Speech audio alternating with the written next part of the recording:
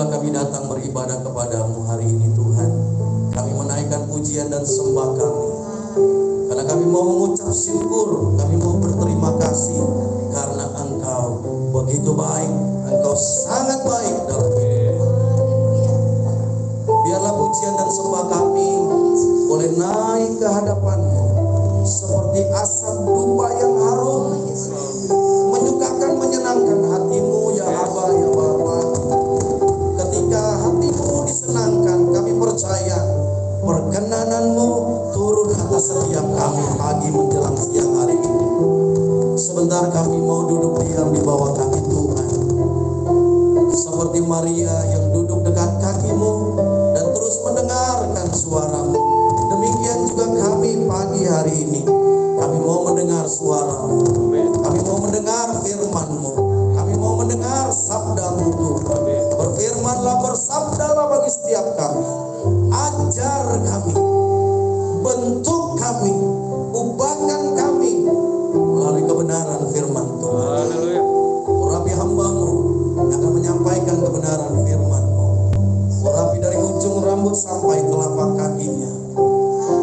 Biar urapan Tuhan turun atasnya, hikmat Tuhan turun atasnya, kuasa Tuhan ada di setiap perkataan ini.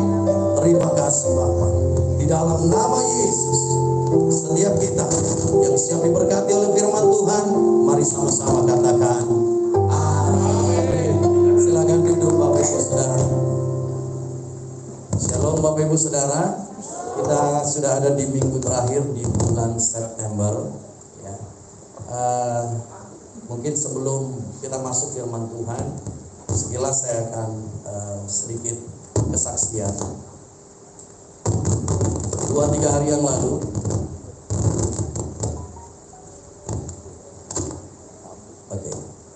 hari yang lalu saya sempat tanya di grup pelayan Tuhan, siapa WL-nya minggu ini pagi dan siang ya.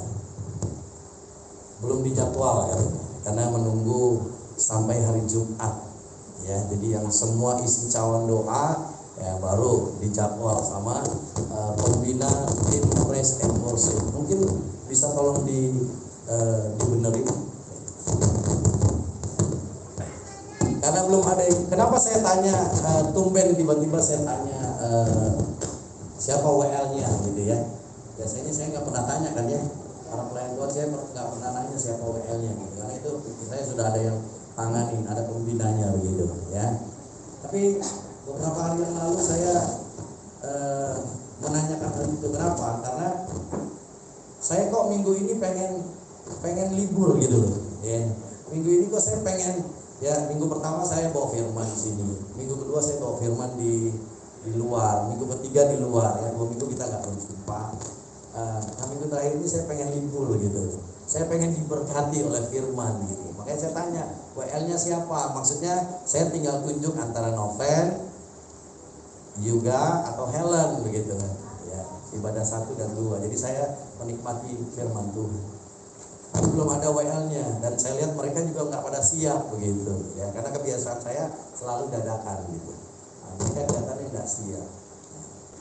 Nah, hari ini kita akan diberkati oleh ya calon hamba Tuhan dari Amerika.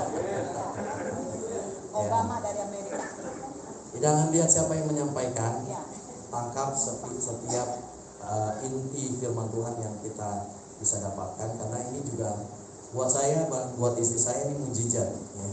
Anak saya yang bungsu ini berani naik mimbar menyampaikan firman Tuhan.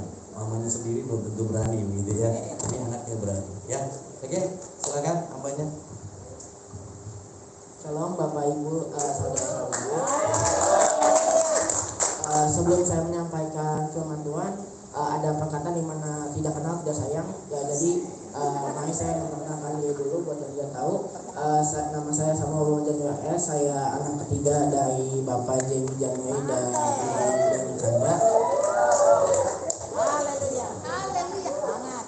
Saudara-saudara yang dikasih dalam Kristus, hari ini kita berkumpul di hadapan Tuhan dalam persekutuan ini untuk merenungkan tentang sebuah konsep yang.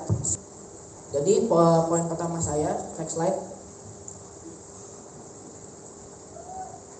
Poin pertamanya adalah diproses dalam penderitaan.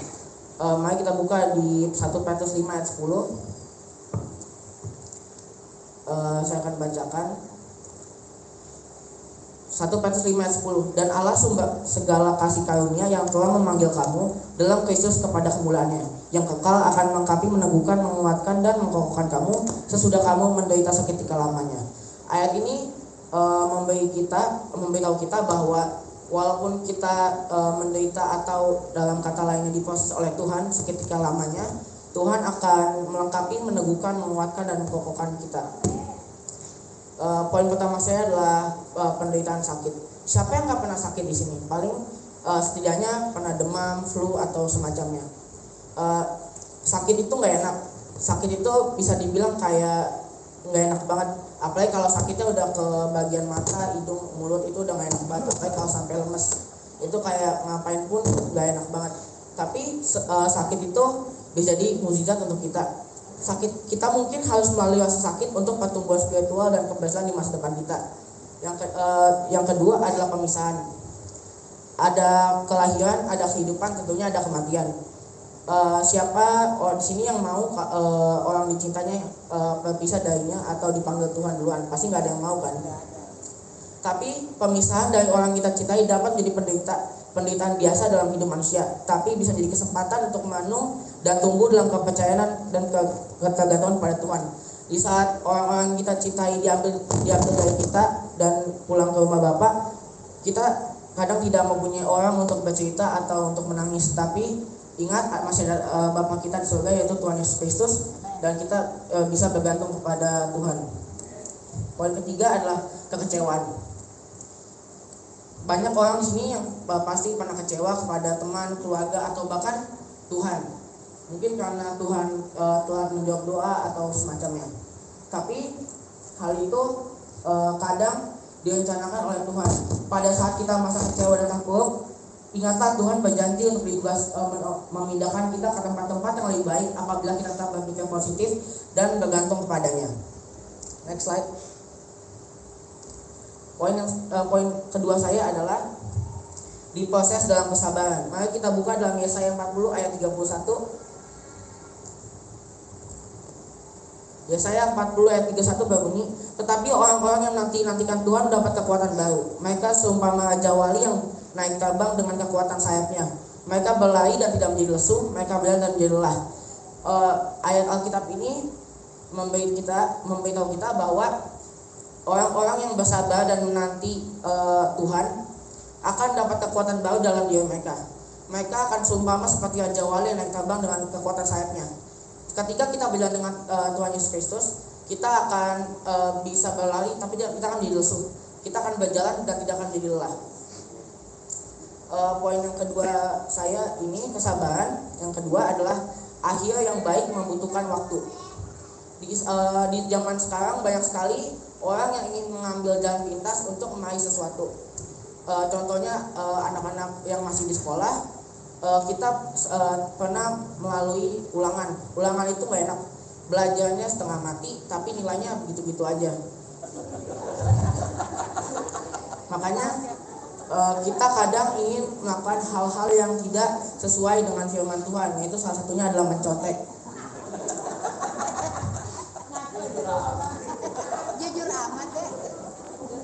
Saya jujur saja, saat saya masih kelas SD, saya pernah melakukan menyontek. Nyontek itu nggak enak karena tulisan teman saya semuanya jelek, jadi nggak ada yang bisa kebaca. Jadi mendingan belajar sendiri aja, lebih bagus. Dan di sini tuh poinnya, menunggu tuh mungkin sulit, tetapi kesabaran seringkali membuahkan hasil yang terbaik. Karena mungkin walaupun kita harus menunggu, tapi hasil yang kita dapatkan akan setimpal dengan kesabaran kita. Yang kedua adalah proses perkembangan. Orang-orang yang pernah merawat tanaman pastinya tahu seberapa sulit dan seberapa ribetnya merawat tanaman. Harus dikasih air, dikasih pupuk dan segalanya. Dan itu harus dilakukan setiap hari agar tidak mati. Nah, seperti tanaman yang membutuhkan waktu untuk tumbuh, begitu juga kita membutuhkan waktu untuk tumbuh dalam iman dan karakter kita di dalam Tuhan Yesus Kristus. Yang ketiga, melihat ke depan. Kadang inilah salah satu masalah yang sering dilalui oleh murid-murid Tuhan, yaitu adalah mereka terlalu sering melihat ke belakang. Tidak ada salahnya untuk melihat ke belakang dan belajar dari masalah dan proses. Tapi jika kita terus melihat belakang, yang ada bukan kita berjalan bersama Tuhan ke depan, tapi kita akan berjalan ke belakang, mundur kembali ke masalah kita. Melihat ke depan dan berjalan bersama Tuhan Yesus ke depan adalah hal yang baik. Menghadapi masalah dengan optimisme dan fokus pada masa depan yang cerah dapat membantu kita tetap tekun dan tabah, dan tentunya bersama Kristus. Di proses dalam kesabaran, jadi intinya di proses dalam kesabaran ini, kadang-kadang kita mungkin merasa bahwa Tuhan lambat dalam menjawab doa kita. Namun kita harus belajar sabar, karena dalam kesabaran kita akan menemukan kekuatan baru di dalam Tuhan Yesus Kristus. Amin. Next slide.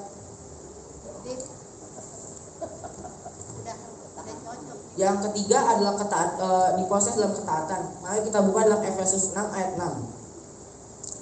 Ayat ini sebenarnya seperti teguran kepada beberapa orang. Saya berdoa semoga di sini tidak ada. Efesus 6 ayat 6 berbunyi, jangan hanya di hadapan mereka saja untuk menyenangkan hati orang, tetapi sebagai hamba-hamba Kristus yang dengan segenap hati melakukan kehendak Allah. Ayat ini sebenarnya menegur orang-orang yang kebanyakan hanya di depan, hanya di gereja saja mereka memuji Tuhan, tapi saat di belakang mereka malah berbuat dosa. Jadi tentunya ini berlaku untuk semua orang, bahkan banyak pendeta-pendeta yang masih melakukan ini.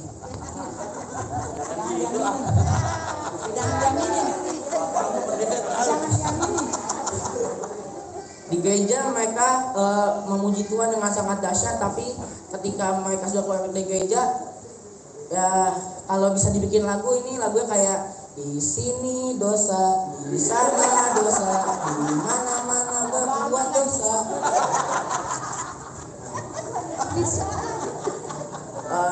Poin pertama saya dalam ketaatan ini adalah tidak sempurna tetapi patuh. Tidak ada orang yang sempurna di dunia ini selain Tuhan Yesus.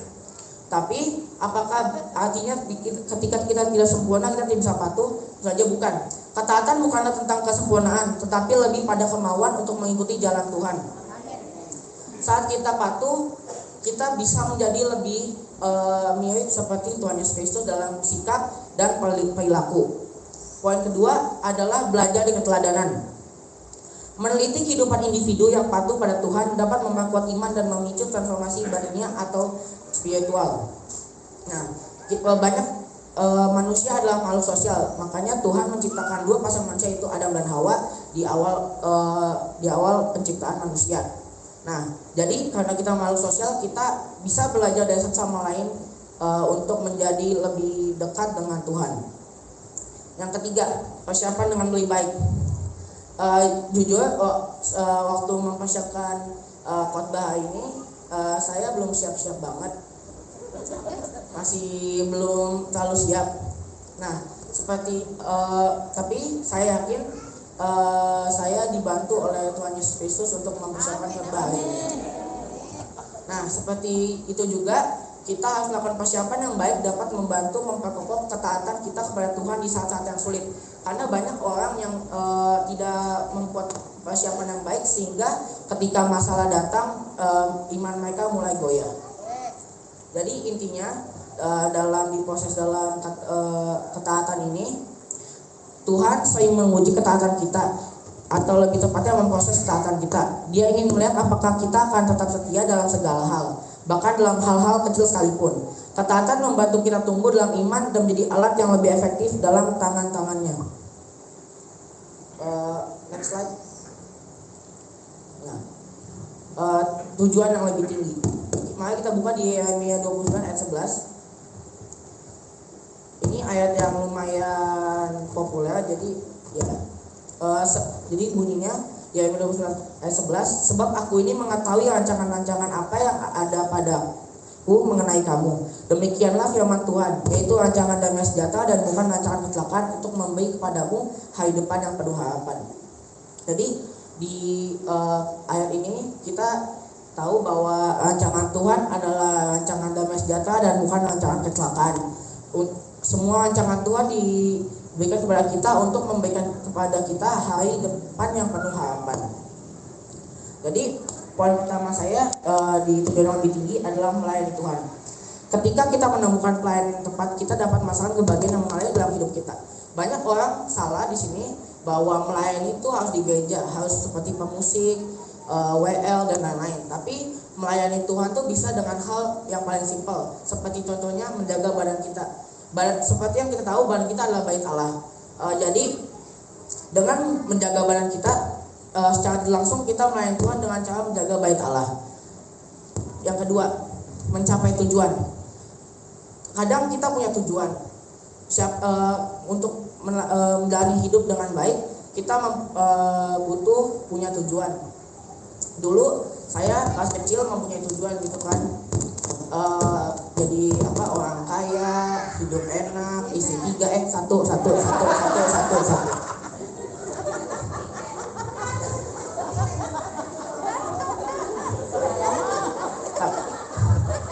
Tapi kita harus berpikir apakah keinginan dan mimpi kita sejalan dengan kehendak Tuhan dalam hidup ini. Nah, ini adalah pertanyaan yang harus dijawab secara individual di dalam hati setiap saudara-saudara yang di sini. Apakah keinginan dan mimpi saudara sejalan dengan kehendak Tuhan dalam hidup ini? Yang ketiga, membuat perbedaan. Ada kata-kata di mana jadilah garam dan terang dunia. Garam tuh paling sekecil apa sih, kan segini kan. Berarti tapi kalau dimasukin ke air pasti air itu akan jadi asin. Nah, sama seperti kita. Walaupun kita hanya satu, tapi ketika kita bisa memberitakan berita Tuhan kepada orang lain, kita akan jadi berkat, atau dalam kata lain garam dan terang dunia. Berkat pemahaman kita tentang penderitaan, kesabaran dan ketaatan sejauh ini, kita dapat memberikan kontribusi yang lebih bermakna kepada dunia dan memuliakan Tuhan Yesus Kristus. Jadi inti dari proses untuk tujuan yang lebih tinggi adalah ketika kita merenungkan tentang proses yang kita alami, kita harus ingat bahwa Tuhan memiliki rencana yang lebih besar untuk hidup kita. Proses ini adalah bagian dari persiapan kita untuk tujuan yang lebih tinggi yang telah ditetapkan oleh Tuhan Yesus Kristus. Next slide. Nah, ini kita harus bisa belajar dari penderitaan kita. Yang pertama, membangun kepercayaan. Tentunya kalau apa hubungannya penderitaan dengan kepercayaan? Pasti kepercayaan kita pernah dirusak oleh seorang. Kita telah memberikan kepercayaan kita kepada seorang dan orang itu tidak menghargai kepercayaan kita. Tentunya sangat sulit untuk kita untuk memberikan kepercayaan itu kembali kepada orang itu. Tetapi kita belajar dari penderitaan, karena penderitaan dapat membantu memberikan perspektif dan membangun kepercayaan dalam hidup kita. Perspektif adalah hal yang sangat penting, karena sedikit perubahan dalam perspektif maka artinya akan berbeda. Jadi kita harus memiliki perspektif yang sama dengan Tuhan Yesus Kristus agar kita bisa menjadi orang-orang yang sesuai dengan Tuhan Yesus Kristus. Yang kedua, cara tanggap dengan kesulitan. Berulang kali terhadap cobaan dapat membantu kita mengetahui cara yang lebih efektif dalam mengatasinya. Kadang penderitaan emang sakit dan kadang emang sulit, tapi dengan merasakan penderitaan yang berkali-kali, kita akan menemukan cara efektif dalam mengatasinya. Dua cara yang paling efektif adalah meminta bantuan kepada Tuhan Yesus Kristus dan juga membaca Alkitab setiap hari. Yang ketiga, empati dan pengertian. Menyadari bahwa orang lain mungkin mengalami cobaan yang sama juga dapat mempertajam empati dan rasa pengertian kita. Jujur, pasti di sini kayaknya udah banyak yang dengar tentang cerita di mana usaha orang tua saya yang dari 7 toko, 7 jadi tinggal 1. Nah, itu dibilang waktu itu kita bakal pindah ke kontrak petakan. Saya nggak tahu perasaan 2 cici saya, tapi jujur waktu itu saya nggak terlalu peduli, karena selama saya masih bisa tidur dan makan, saya sudah bersyukur. Tapi ketika kita merasakan masalah dan penderitaan, disitulah kita bisa merasakan empati dan pengertian untuk orang-orang yang memiliki masalah yang sama dengan kita. Next slide. Peran kesabaran. Nah, yang poin pertama adalah menemukan yang benar. Di sini ada perkataan di mana Jangan membuat pilihan ketika kamu senang, dan jangan berkata apa-apa ketika kamu marah. Perkataan ini benar karena waktu itu saya diberikan laptop kayaknya. Saya sangat senang, jadi saya bilang ke mama saya, "Ma, aku bakal makan sayur banyak." Nah, itu saya lakukan selama 3 hari, kayaknya 3 hari. Nah, di hari ketiga malam-malam kita mesbah doa bersama. Di doa penutup itu yang lain pada doa bersyukur karena aktivitas mereka lancar, bisa bangun dari pagi sampai sekarang masih bisa berdoa sama-sama. Saya diam-diam doa sendiri. Saya doa kepada Tuhan. Satu-satunya kata yang keluar dari hati saya adalah, "Tuhan, terima kasih, saya selamat." Karena jujur, untuk ukuran tubuh XL, dikit lagi XXL, yang nggak terbiasa makan sayur, ketika makan sayur kebanyakan itu rasanya nggak enak banget. Nah, kesabaran merupakan hal penting dalam mencari jawaban dari masalah dan menemukan kebenaran. Jadi ketika sabar, kita pasti akan menemukan jawaban yang pasti akan dibantu dengan Tuhan Yesus Kristus. Yang kedua adalah proses tumbuh. Kesabaran membantu kita memperkuat kesiapan kita dalam memakan, mengkonsumsi, atau menjalani proses perkembangan yang lebih baik. Nah, di ini seperti poin yang sebelumnya, kita harus mempersiapkan diri kita untuk masalah yang akan datang. Tapi tentu saja itu kita juga harus mempersiapkan saat kita diproses oleh Tuhan untuk memperkembangkan diri kita karakter yang lebih baik. Yang ketiga, melihat langkah lebih besar. Ini sebenarnya berhubungan dengan melihat ke lebih depan. Nah, melihat langkah lebih besar. Kesabaran dapat membantu kita tetap fokus pada akhir tujuan yang lebih besar.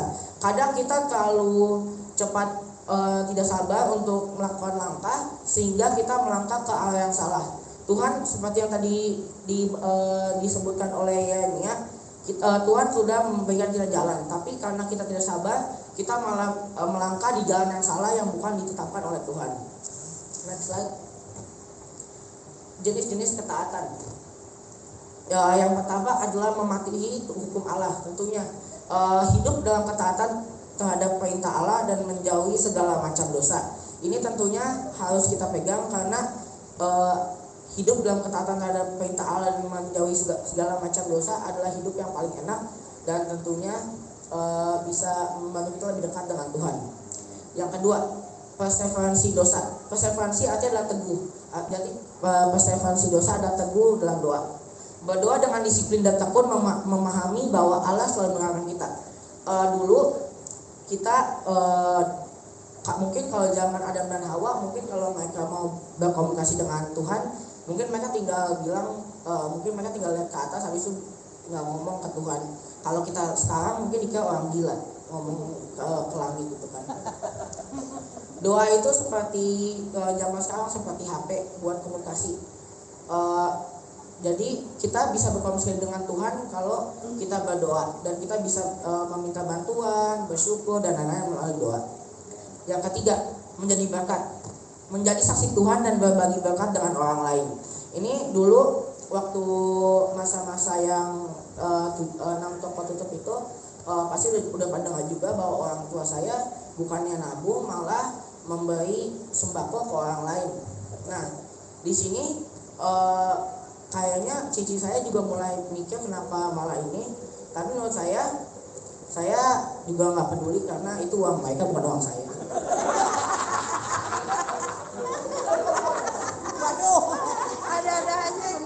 Tapi saya tahu bahwa apa yang mereka lakukan itu benar dalam Tuhan dan akan menjadi berkat bagi mereka sendiri dan juga orang-orang yang mereka berkati. Yang keempat adalah menjadi raja atau priest. Priest itu adalah pendeta. Artinya bukan kita harus menjadi pendeta atau menjadi raja, tapi fokus pada kebiasaan harian yang sehat untuk memperkuat iman dan mendapatkan kesempurnaan batinnya atau spiritual.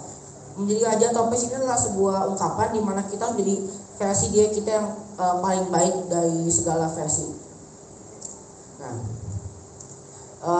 saudara-saudara, ketika kita merasa sedang dalam proses yang sulit, ingatlah bahwa Tuhan selalu ada bersama kita. Dia sedang membentuk kita menjadi pribadi yang lebih baik, lebih kuat, dan lebih dekat dengannya.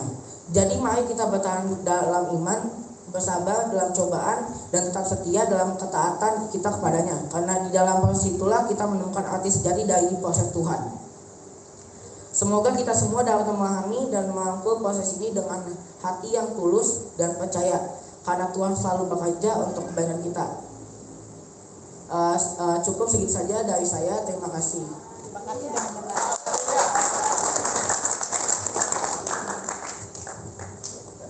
Haleluya, diberkati firman Tuhan. Amin.